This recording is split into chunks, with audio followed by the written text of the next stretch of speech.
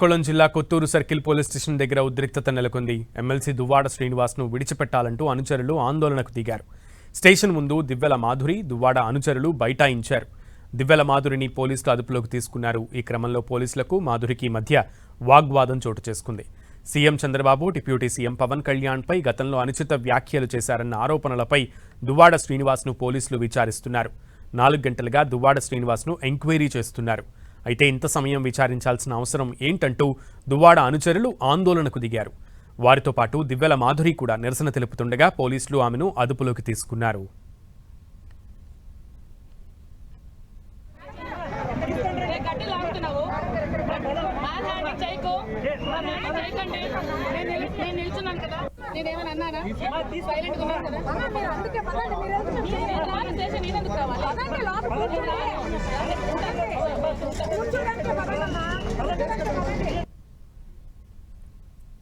దువ్వాడ శ్రీనివాస్ చేసిన తప్పేంటండి? ఏం చేశారని తీసుకొచ్చి కూర్చోబెట్టారు. ప్రశ్నిస్తే తప్ప ప్రశ్నించకూడదా?